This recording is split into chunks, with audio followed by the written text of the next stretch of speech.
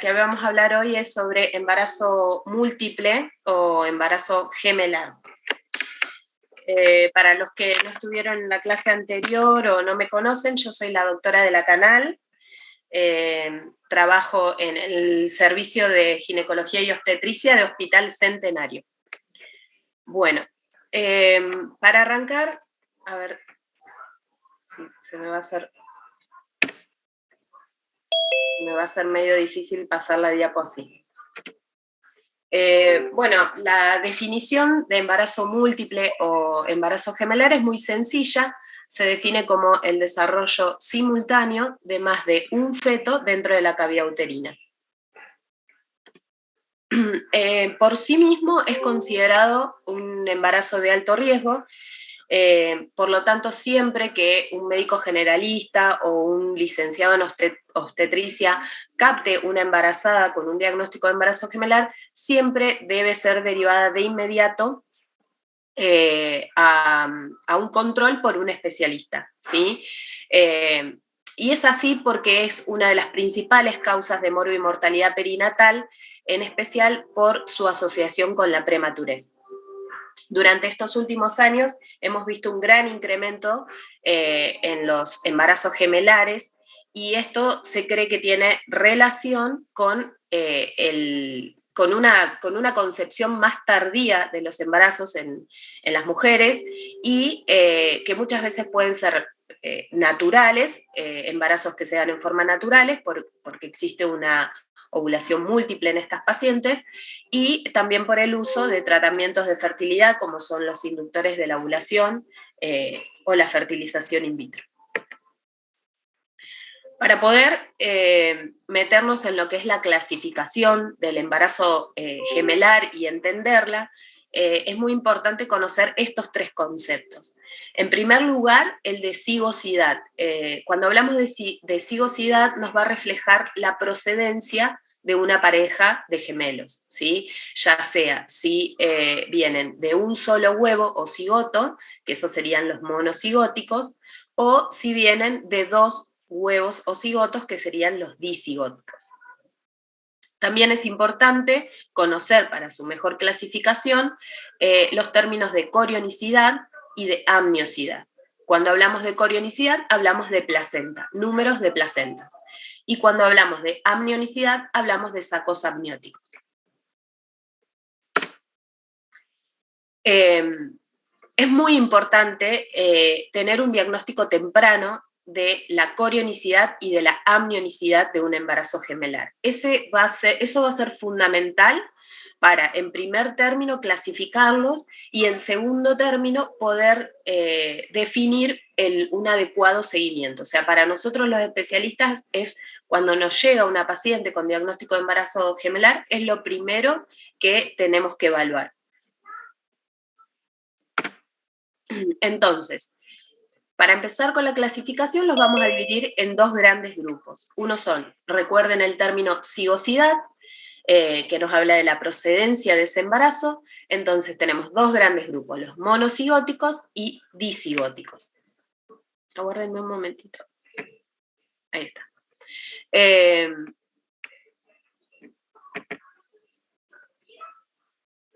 Un segundito, chicos.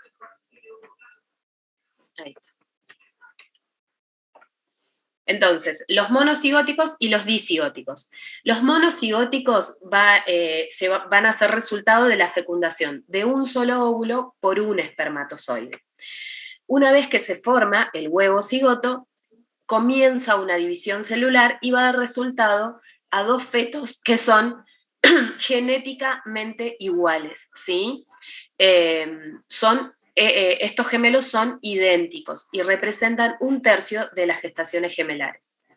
El otro grupo, en cambio, los disigóticos, se producen por la fecundación de dos óvulos diferentes por dos espermatozoides diferentes. En este caso, luego de suceder la división celular, va a dar resultado a dos fetos que son genéticamente diferentes. Representan los 2/3 de las gestaciones gemelares. Y en este caso, no solo van a ser genéticamente diferentes, sino que a su vez pueden ser de diferente sexo y pueden ser también fenotípicamente diferentes.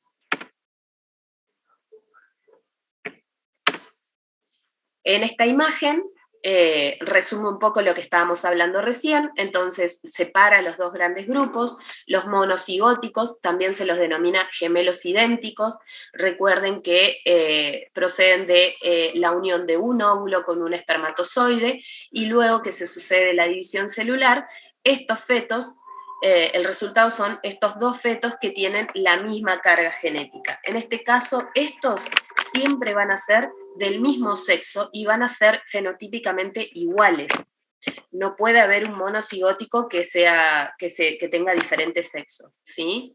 Y los disigóticos, en cambio, se producen por la fecundación de dos óvulos diferentes por dos espermatozoides, y en este caso es como si fuesen dos embarazos distintos, nada más que se dan en el mismo momento, ¿sí? Acá cada feto tiene su placenta, su saco amniótico, son genéticamente diferentes y pueden ser de diferente sexo y pueden ser fenotípicamente diferentes. Son los que comúnmente los llaman mellizos, ¿sí? En esta imagen, más que nada la puse para que ustedes puedan separar en primer término los dos grandes grupos, monocigóticos y disigóticos. Siempre recuerden, como el embarazo gemelar disigótico son dos huevos fecundados por dos espermatozoides diferentes, en este caso estos gemelares siempre va a tener cada uno su placenta y su saco amniótico, por lo tanto van a ser siempre bicoriales biamnióticos. Estos dentro del grupo de los embarazos gemelares son los más frecuentes, o sea, siempre que nos llegue un embarazo gemelar a la consulta, lo más probable, el 70% de los casos son embarazos gemelares disigóticos, bicoriales, biamnióticos, ¿sí? El 30% restante, perdón, como vuelvo atrás, acá, el 30% restante son embarazos monocigóticos, pero a su vez, dentro de este grupo existen diferentes subtipos. Esto tiene que ver con el momento, una vez que se forma el huevo cigoto, recuerden que se sucede la división celular. Entonces, cuanto más tardía sea esa división celular, más cosas van a compartir esos fetos. Y de ahí que es como una subclasificación, es decir, son subtipos de los embarazos gemelares monocigóticos. Entonces, si la división celular ocurre entre el día 1 y 3 posfecundación, siempre hablando acá en este caso de los monocigóticos, chicos, ¿sí? Entonces, si ocurre entre el día 1 y 3 posfecundación, que sería lo más inmediato, va a dar lugar a embarazos que son bicoriales biamnióticos, ¿sí? Estos se van a parecer mucho a los disigóticos, que siempre son bicoriales biamnióticos, ¿sí? Pero en este caso, como son monocigóticos, recuerde que van a compartir la misma carga genética. Por más que se parezcan, por más que cada uno tenga su placenta y su saco amniótico, en este caso son más complejos. Si la división celular ocurre entre los días 4 y 8 posfecundación, da lugar a los gemelares monocoriales biamnióticos. En este caso, estos fetos van a compartir la placenta, pero cada uno va a tener su saco amniótico independiente. Si esa división ocurre entre el día 8 y 13 posfecundación, va a dar lugar a los embarazos monocoriales monoamnióticos. En este caso, los fetos van a compartir no solo la placenta, sino también el saco amniótico. La verdad es que son muy poco frecuentes, muy, muy, muy poco frecuentes. Miren, si les digo, no recuerdo, o creo que vi uno solo en toda mi carrera. Si esa división celular ocurre después del día 13, que eso es extremadamente raro, ocurren los embarazos gemelares llamados siameses, en el cuales no solo comparten placenta y saco amniótico, sino también que existen ciertas conexiones de esos dos fetos. Pueden compartir el corazón, o la cabeza, alguna extremidad del cuerpo. Cuanto más, esto se los muestro a razón de que, a que sepan que cuanto más tardía ocurre esa división, más van a compartir esos fetos y por lo tanto más posibilidades de complicaciones o peor pronóstico tiene esa gestación. Como dijimos, los disigóticos eran los más frecuentes dentro de todos los embarazos gemelares y en este caso siempre van a ser bicoriales biamnióticos. Ténganlo presente así o recuérdenlo así. Los disigóticos, como les dije, es como si fuesen dos embarazos independientes que se sucedieron en el mismo momento, ¿sí? Justo se fecundaron dos óvulos y dos espermatozoides, entonces son como dos embarazos independientes en el cual pueden tener diferentes sexos esos fetos, tienen diferente carga genética, entonces, y pueden ser fenotípicamente diferentes también. Bueno, ¿hay alguna duda quedó sobre la clasificación, chicos? Ustedes me pueden ir parando a medida que yo voy hablando, así lo vamos aclarando en el momento. ¿No? Yo tengo una pregunta. Sí. Cuando usted hablaba de diagnóstico precoz para determinar la corionicidad y la amionicidad, más o menos ¿a qué semanas se refiere precoz? Sí, ahí vamos con eso. Ahora voy okay. a enfocarme en eso del diagnóstico. No, está bien. Quería saber si de esto de la clasificación, que por ahí a uno lo marea un poquito, pero quiero asegurarme que quedó claro esto de la clasificación. ¿No hay ninguna duda? Yo quería preguntar, Doc, en el momento, por ejemplo, de la ecografía, ¿cómo se diferencia un disigótico de un monocigótico que es bicorial y biamniótico? En ese momento, realmente está muy buena tu pregunta. En realidad, si vos tenés un embarazo monocorial, no hay dudas que es monocigótico, ¿sí? En realidad la duda radica cuando vos tenés básicamente un bicorial biamniótico. ¿Por qué? Porque no vas a poder determinar eso, ecográficamente no lo podés determinar, ¿sí? Ecográficamente lo que vos vas a ver es evaluar la corionicidad y la amnionicidad, no vas a poder evaluar la cigosidad, ¿sí? Okay. Yo creo que básicamente esas cosas te das cuenta después por la posibilidad que tienen de complicaciones. Por eso es que todo embarazo gemelar, independientemente de su clasificación, es considerado de riesgo.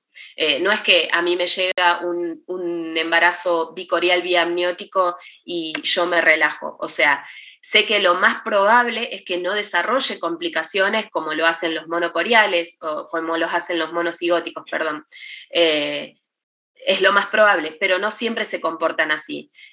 Cuando yo veo un embarazo bicorial, biamniótico, que desarrolla complicaciones, y lo más probable es que estemos ante un embarazo monocigótico, pero no lo puedo determinar ecográficamente, ¿sí? Ok. Bueno, gracias. Bueno, ahora ya vamos a hablar un poquito sobre el tema de ecografía. Como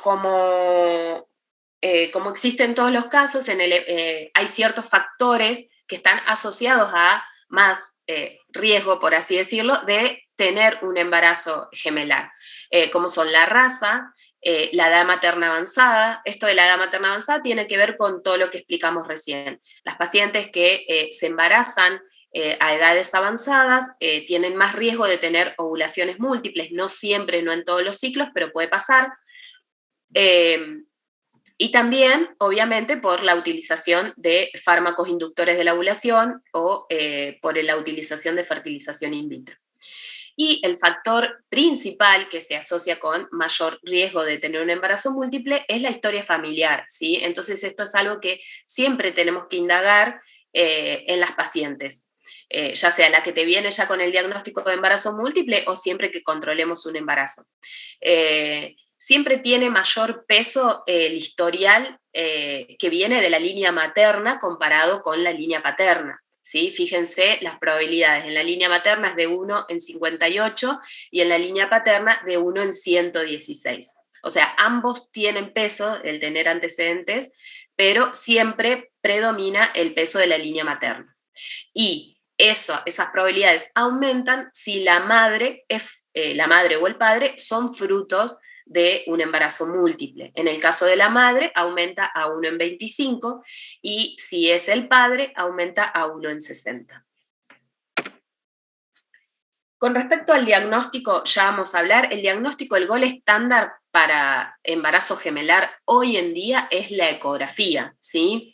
En estos casos yo quise abordar o hablar un poquito sobre la anamnesis y el examen físico porque, bueno, antes, hace años atrás, cuando no se usaba o no se tenía tanto la disponibilidad de la ecografía, se utilizaban otros parámetros, ¿sí? Porque había embarazos o que se controlaban y no tenían ninguna ecografía o quizá tenían una sola en todo el embarazo, entonces era como más difícil. Se utilizaban otras herramientas para poder llegar al diagnóstico o para sospechar un embarazo gemelar, ¿sí?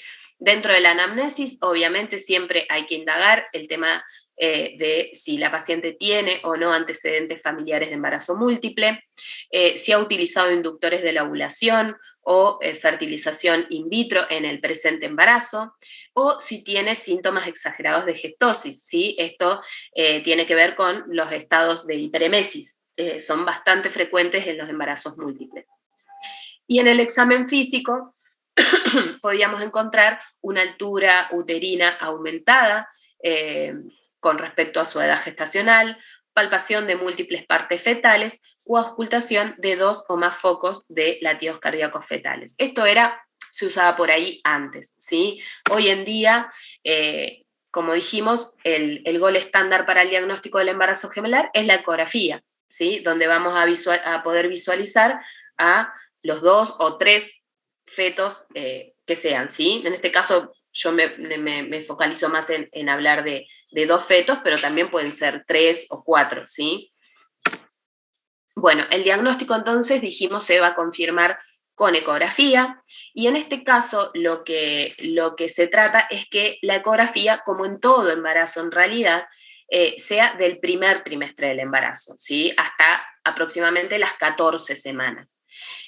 Esto me permite muchas cosas, la ecografía del primer trimestre. Por un lado, voy a hacer el diagnóstico de que estoy ante un embarazo gemelar. Por el otro lado, me va a permitir establecer la edad gestacional de ese embarazo y lo que es fundamental en este caso del embarazo gemelar es poder determinar la corionicidad y amnionicidad. Después de esa edad gestacional es mucho más difícil encontrar estos signos característicos, que son el signo T y el signo lambda, que nos permiten, en realidad el ecografista, nos permiten determinar si ese embarazo es monocorial, bicorial, biamniótico, monoamniótico, ¿sí? Esto es la corionicidad y la amnionicidad, ¿sí? En el caso de... Sí, perdón, ¿alguien iba a hablar? No. En el caso del embarazo monocorial, se da un signo característico que es el signo de la T, o T invertida, ¿sí? En el cual, fíjense, esta es la placenta, que se visualiza una sola placenta, y esta liñita sería el amnios, ¿sí? La membrana que separa una cavidad amniótica, acá hay un feto, y esta es otra cavidad amniótica, acá hay otro feto. Entonces, se me pasó, chicos. Entonces, da este signo de la T. En cambio, en el embarazo bicorial es característico el signo lambda. En este caso existen 2 placentas, esta es una, esta es otra. Muchas veces es dificultoso establecer este diagnóstico. ¿Por qué? Porque hay veces que son 2 placentas, pero se suelen fusionar. Entonces es difícil poder determinar si hay una o 2 placentas. Esto nosotros lo que tratamos de hacer siempre que nos llega un embarazo gemelar es justamente apresurarnos en enviar a la paciente para una buena ecografía del primer trimestre.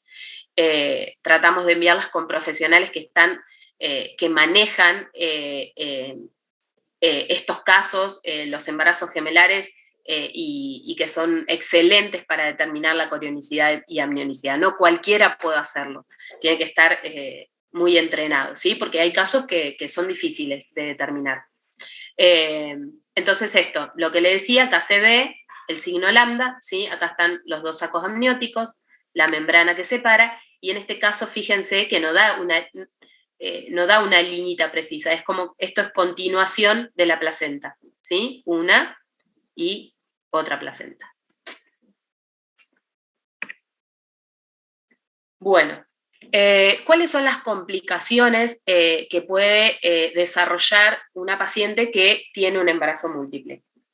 En realidad hay complicaciones que puede desarrollar la mamá y hay complicaciones que puede desarrollar el feto.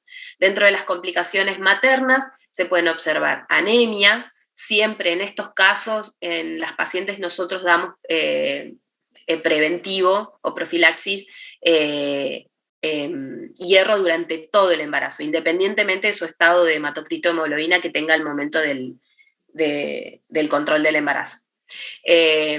Otra de las complicaciones son los estados de hiperemesis, los estados hipertensivos del embarazo, el edema agudo de pulmón,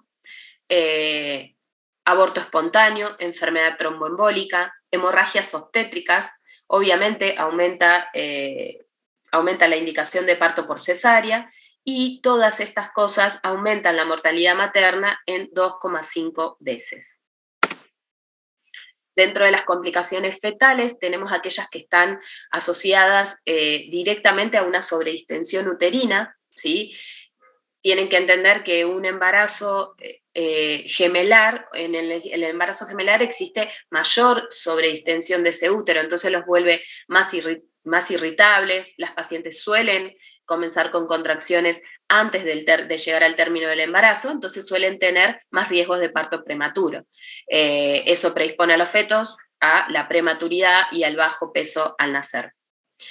Y después hay complicaciones específicas que están asociadas a la corionicidad. Esto es si tienen una o dos placentas.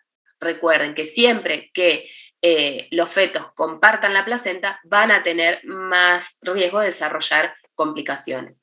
Entre ellas tenemos las malformaciones o anomalías congénitas, el síndrome de transfusión feto-fetal, el retardo de crecimiento intrauterino selectivo, la muerte de un gemelo, secuencia TAP y secuencia TRAP.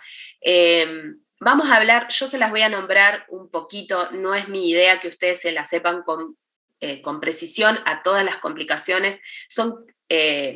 Estas son bastante específicas de los embarazos monocoriales, o sea, monocigóticos. Es bien específico por ahí de la especialidad. Yo solo se las voy a nombrar, les voy a explicar más o menos cómo es cada una para que la sepan, pero bueno, no es mi objetivo que lo sepan con precisión, ¿sí? Lo que les tiene que quedar claro que el parto pretérmino es la principal complicación que yo voy a tener cuando manejo o cuando controlo un embarazo múltiple, y es la que más contribuye a aumentar la morbimortalidad. La principal causa, esto grábenselo porque es pregunta de examen, ¿sí? Recuerden, parto pretérmino es la principal complicación que se presenta en un embarazo múltiple. Eso obviamente aumenta la morbimortalidad, tanto fundamentalmente fetal por la prematuridad, ¿no? Pero también puede hacer que la paciente tenga complicaciones. Y la principal causa de que estas pacientes tienen mayor riesgo de parto pretérmino es la sobredistensión uterina, lo que explicaba hace un rato. Son úteros tan sobredistendidos que se vuelven irritables, que tempranamente en el embarazo las pacientes comienzan a tener contracciones y desencadenan el parto en forma prematura. Doc, bueno, ¿puedo hacer una pregunta? Sí, por supuesto.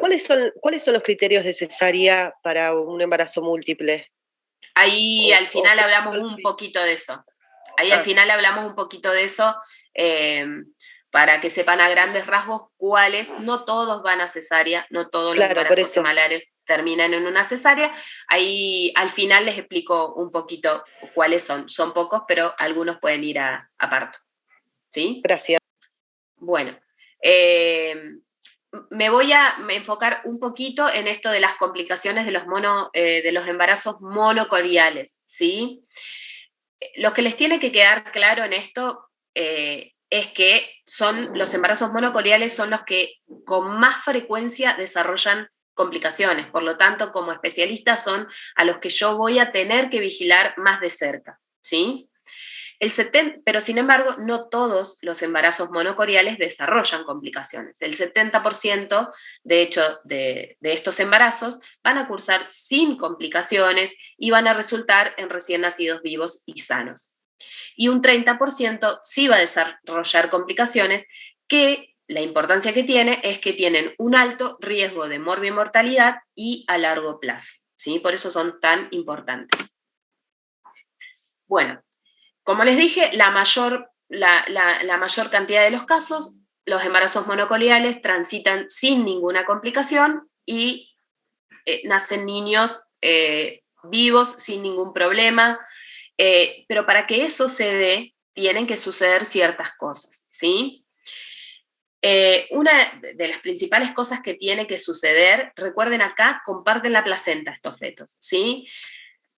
Van a compartir la placenta, se los explico un poco para que lo entiendan y así entiendan las patologías. Estos fetos comparten la placenta. ¿Ustedes ven la flechita como yo voy marcando?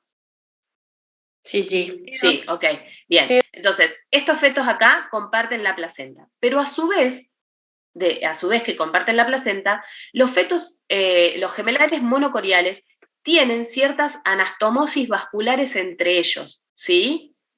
Entonces, esto es importante para después entender las complicaciones que pueden tener. Entonces, para que un embarazo monocorial se desarrolle sin complicaciones, tiene que haber una división similar de la torta placentaria para cada feto. Fíjense estos dos. Tienen la placenta y cada feto tiene una inserción del cordón a la mitad más o menos de su torta placentaria, ¿sí? Está como dividido a la mitad, es equitativo para ambos, ¿sí? Esa es una de las cosas que tiene que pasar para que el embarazo monocorial no se complique. Y luego de la hemodinamia de las anastomosis, que yo les decía que existen entre ambos fetos, estas anastomosis vasculares, tiene que estar balanceada. Si hay algún problema entre esas anastomosis vasculares, alguno de los dos se va a ver afectado. Entonces, si estas dos cosas suceden, generalmente este embarazo monocorial va a evolucionar sin complicaciones. Entonces, los fetos van a tener un tamaño similar, el volumen de líquido amniótico va a ser similar para cada uno, van a tener un crecimiento en un percentino normal y su anatomía fetal va a ser normal. Ahora, ¿qué pasa cuando algo de eso no sucede? Empiezan a observarse las complicaciones. En este caso vamos a hablar del RCIU selectivo. Generalmente es producto de una desigualdad de la porción placentaria para cada gemelo. Fíjense en la imagen.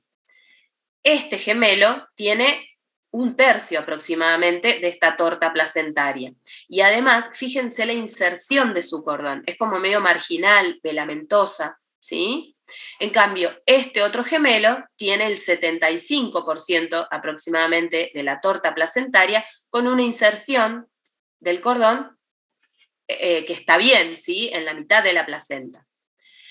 Entonces, ¿qué pasa cuando sucede eso? Empieza a haber una discrepancia entre el crecimiento de ambos gemelos. ¿Sí? Fíjense el crecimiento de uno y del otro.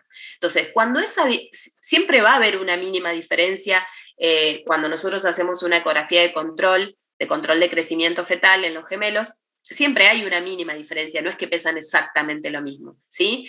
Mientras esa diferencia sea menor al 25%, vamos a estar hablando de un crecimiento normal. Ahora, si esa diferencia se vuelve mayor al 25%, todo esto se calcula ecográficamente, chicos, ¿sí? Si es mayor, entonces estamos hablando de que uno de los fetos está haciendo un retardo de crecimiento selectivo. Entonces, vamos a ver tamaños fetales discordantes, mayor al 25%, el volumen del líquido amniótico va a estar normal en el gemelo que está normal, y en el gemelo que tiene el RCIU suele estar disminuido, ¿sí? Bueno, el tema de la inserción del cordón, que ya hablamos, fíjense que el del feto con RCIU suele ser marginal o velamentosa, en cambio en el feto normal suele estar en el centro de la placenta. Y bueno, en estos casos, siempre que hay patologías, siempre que hay complicaciones en estos embarazos, recurrimos obviamente al Doppler, que suele verse alterado en estos casos. Otra de las complicaciones es el síndrome de transfusión feto-fetal.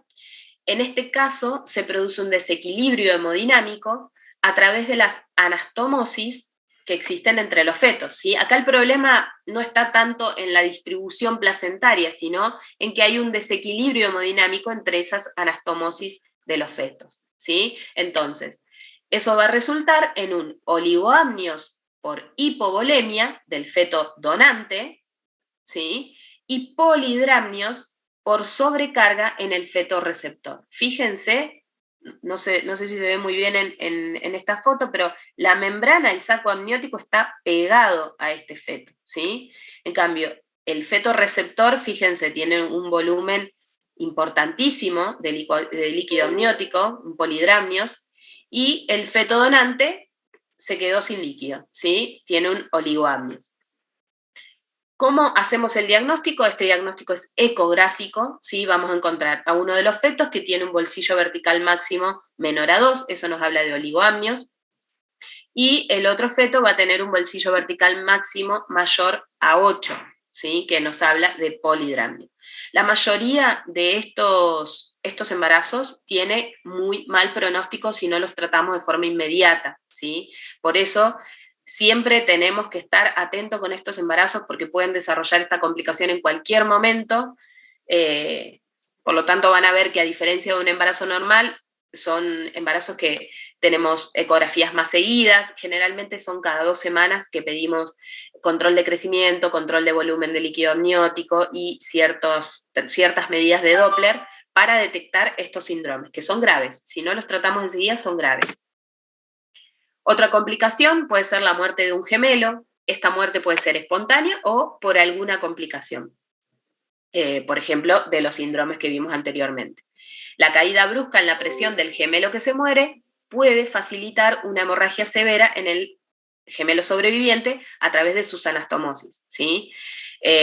Tienen un riesgo de un 25% de daño neurológico o muerte del otro gemelo, por lo tanto hay que actuar rápido. Hay que, en estos casos, cuando uno de los gemelos se muere o tiene una patología severa, lo que hay que hacer rápidamente es lograr esa interrupción de las anastomosis vasculares para que no lo siga afectando al otro gemelo. Otra de las complicaciones es bastante rara, he visto, pero es bastante rara, es la secuencia TRAP o gemelo acárdico o acéfalo. Se trata de un gemelo sin polo cefálico y sin corazón, habitualmente está hidrópico, con una sola arteria umbilical con circulación invertida. Y esa circulación es mantenida por el corazón del gemelo sano, que también se lo denomina gemelo bomba. Es decir, el gemelo sano se convierte en la bomba que alimenta a este feto que está hidrópico. Si la circulación del gemelo acárdico no se detiene, o sea, no se tratan esas conexiones vasculares entre ambos, obviamente son tratamientos intrauterinos, puede llevar a que el gemelo bomba sufra una insuficiencia cardíaca e incluso la muerte, ¿sí? En todos estos casos hay que actuar rápidamente. El otro síndrome es el síndrome TAPS, de anemia policitemia, en los cuales uno de los fetos va a tener policitemia, uno de los gemelos, y el otro va a tener anemia. ¿Cómo hago yo el diagnóstico de anemia y de policitemia?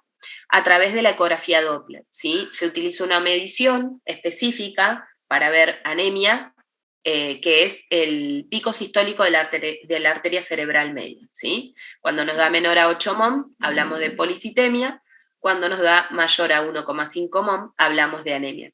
Este parámetro ecográfico y de Doppler también se utiliza en los casos del síndrome, ay Dios mío, en las RH negativas, ¿sí? De sensibilización, se utiliza este parámetro ecográfico para evaluar anemia fetal. Es un síndrome raro y generalmente no ocurre espontáneamente, generalmente ocurre como complicación después de alguna de las cirugías láser que se realizan para resolver las otras complicaciones. Entonces, bueno, eso era modo de resumen de todas las complicaciones, es más que nada para que ustedes puedan ver lo severas que pueden ser si uno las desconoce, si uno no está constantemente buscándolas, puede pasar que uno de los fetos se muera y tiene alto riesgo, tiene altísimo riesgo, ¿sí? Es por eso que básicamente se las quise nombrar a grandes rasgos. Bueno, en general, ¿cómo hago un seguimiento de un embarazo gemelar? Lo primero que tengo que hacer es poder diferenciar si es un embarazo monocorial o bicorial. Y esto se basa fundamentalmente en la posibilidad de complicaciones que puede tener cada uno. Recuerden siempre, cuanto más comparten los fetos, más posibilidad de desarrollar complicaciones serias tienen, ¿sí? Entonces, yo parto de eso. A mí me llega una paciente con un embarazo gemelar, lo primero que tengo que saber si es monocorial, si es bicorial, si es biamniótico o monoamniótico. Y una vez que yo clasifico a ese embarazo gemelar, voy a determinar cuál va a ser su seguimiento. Hay una serie de recomendaciones generales para todos los embarazos gemelares que las establecemos durante el control prenatal, ¿sí? Una de ellas es un aumento, se recomienda un aumento ponderal en esa paciente de entre 16 y 20 kilogramos. Siempre hacemos tratamiento con hierro y ácido fólico desde el momento que nos llega la paciente con un embarazo gemelar hasta el final del embarazo. Siempre recomendamos reducción gradual de la actividad física. No es que por tener un embarazo gemelar la paciente tenga que estar en reposo, ¿sí? Puede continuar haciendo actividad física, pero lo que vamos haciendo es a medida que vamos evaluando los síntomas que le producen, vamos haciendo que reduzca gradualmente esa actividad. Hacemos tratamiento con progesterona, indicamos tratamiento con progesterona en aquellas pacientes en las que la medición de la longitud cervical es menor a 25 milímetros, y esto tiene que ver con el riesgo de parto pretérmino. Recomendamos aspirina, ácido acetilsalicílico, para la prevención de riesgo de preeclampsia, que en estos embarazos está aumentada. Y fundamentalmente en los embarazos monocoriales realizamos un ecocardio fetal. Con respecto a los controles de embarazo, en los embarazos bicoriales no complicados son un poquito más espaciados. Los realizamos cada 4 semanas hasta la semana 32. Después empezamos a hacerlos más seguidos, cada 2 semanas hasta la semana 36, y desde la semana 36 al nacimiento, 1 por semana. En cambio, en los embarazos monocoriales, aunque no estén complicados, aunque vaya todo bien en ese embarazo, son más frecuentes. Los hacemos cada 4 semanas hasta la semana 24, luego los hacemos cada 2 semanas hasta la semana 32, y desde la semana 32 hasta el nacimiento hacemos un control por semana. Con respecto a los controles ecográficos, básicamente decirles acá, chicos, que los controles ecográficos son mucho más frecuentes si los comparamos con los embarazos únicos, obviamente, ¿sí? Hay cosas específicas que se evalúan en los embarazos gemelares que en un embarazo único no lo hacemos, ¿sí? Fundamentalmente, la del primer trimestre es muy importante para determinar la corionicidad y amnionicidad, además de la edad gestacional, y obviamente evaluar los marcadores de aneuploidías, ¿sí? El método de screening. Otro parámetro que no usamos en el embarazo único y sí lo usamos en el embarazo gemelar es la medición de la longitud cervical, ¿sí?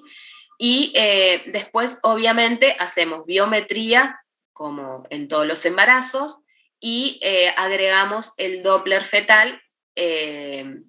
Generalmente lo hacemos si vemos algún tipo de complicación, por ejemplo, una disminución del líquido amniótico o algo que nos haga sospechar, ¿sí? Por supuesto que en los embarazos monocoriales esa cantidad de ecografías aumentan, ¿sí? Yo ahí en el cuadrito se los puse más o menos para que lo vean. No quiero que se lo sepan con precisión, pero bueno, son muchos más frecuentes, generalmente son cada 2 semanas las ecografías, y vigilamos, además del crecimiento fetal, vigilamos el volumen del líquido amniótico, vigilamos mucho más la anatomía para detectar las complicaciones de los embarazos monocoriales. Bueno, con respecto a cómo y cuándo finaliza un embarazo múltiple, que es la pregunta que una de las chicas me hacía.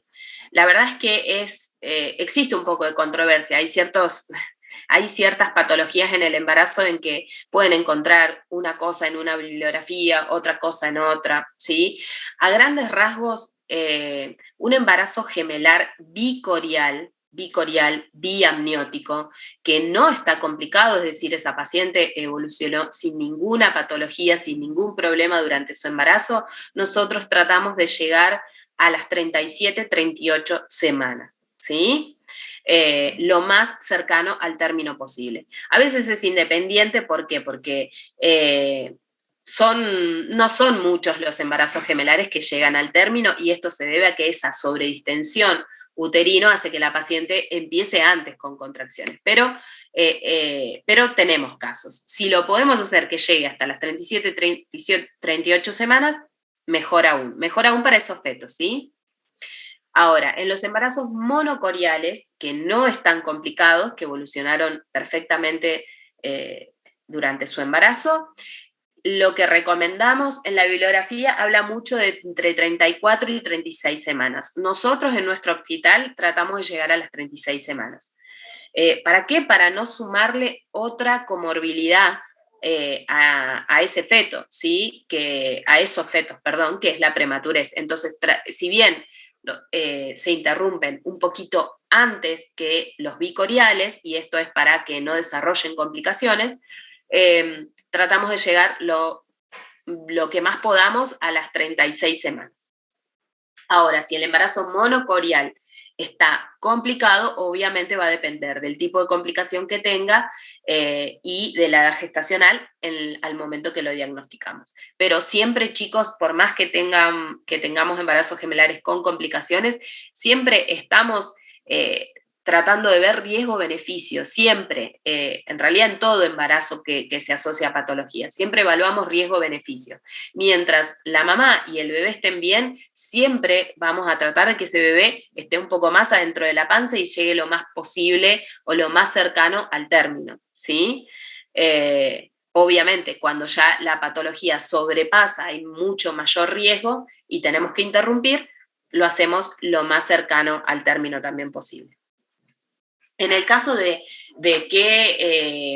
por qué vía lo finalizo, los embarazos, también puede haber ahí un poquito de controversia, pero a grandes rasgos los embarazos bicoriales, biamnióticos, pueden ir tranquilamente a un parto siempre y cuando ambos fetos estén encefálicos. Si yo tengo alguno de los dos fetos, cualquiera, monocoriales, bicoriales, alguno de los dos fetos no está encefálica, directamente se programa una cesárea, ¿sí? ¿Se entendió un poco que me preguntaba por la finalización, por la vía de finalización? Sí, profe. ¿Te puedo hacer otra consulta? Sí. A los pacientes que los sacamos antes de las 36 semanas, ¿se le va a hacer igual la neuroprofilaxis y la maduración pulmonar? Neuroprofilaxis, recuerden que es hasta las 32. 32, perdón, sí. Sí, sí, obviamente si lo sacás antes de ese tiempo, siempre hacer la neuroprofilaxis, y si lo sacás, nosotros maduramos hasta las 34, 6 semanas, ¿sí? Entonces, si vos ves que esa paciente la venís siguiendo, le venís midiendo la longitud cervical, que tiene alto riesgo de desencadenar el parto antes de tiempo, por lo general es una paciente que seguro en algún momento ya la internaste, la maduraste, porque sabés del riesgo que tiene, ¿sí? Y sí, siempre que puedo, maduro los pulmones de los bebés y le hago la neuroprofilaxis en caso de que tenga menos de 32 semanas. Bueno, gracias.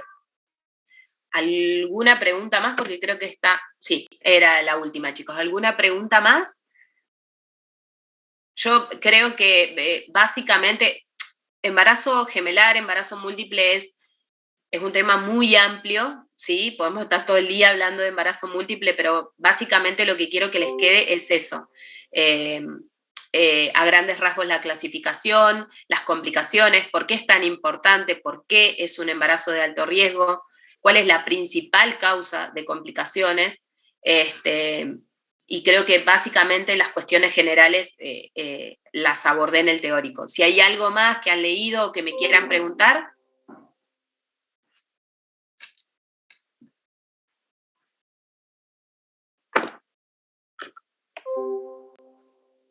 Por mi parte no, profe, muy claro. ¿No? Bueno, yo chicos. tengo una pregunta antes. Sí, lo de la longitud cervical, sí. que aclaró que era solo en estos casos, es por el hecho de que la primera complicación es la prematurez, ¿no? Exacto. O sea, como cualquier embarazo con riesgo de prematurez. Exacto, lo hacemos en el embarazo gemelar, está de rutina. Fíjense después en los cuadritos que yo le puse, que determina bien en qué momentos de la gestación es cuando yo lo solicito, pero siempre en embarazo gemelar tenemos que solicitar medición de longitud cervical. También otra, no es patología, pero en otra circunstancia donde lo pedimos habitualmente es en las pacientes que tienen antecedentes de parto prematuro, ¿sí? Independientemente de que esté cursando un embarazo gemelar o no, en las pacientes que tienen antecedentes de haber tenido partos prematuros, pedimos siempre medición de la longitud cervical, ¿sí? En caso de que esa medición nos dé menos de 25 milímetros, lo que hacemos es tratamiento con progesterona, hasta las 36 semanas del embarazo. Bien, ¿y en alguna otra circunstancia más, además de esas dos? Así como de rutina. No, de rutina no. No. Igual, siempre que vos controles un embarazo y vos veas que la paciente está antes del término con contracciones, siempre que te preocupe, lo podés medir, ¿sí? Podés enviar en la solicitud de una ecografía medición de la longitud cervical, pero de forma rutinaria en estas pacientes lo hacemos. Sí o sí. Bien. De hecho, hay veces que por más que vos o alguno se olvide de aclararlo en la orden, ya está protocolizado que se debe realizar la medición de la longitud cervical en estas pacientes, ¿sí? Bien, genial, gracias. Bueno, ¿alguna pregunta más, chicos?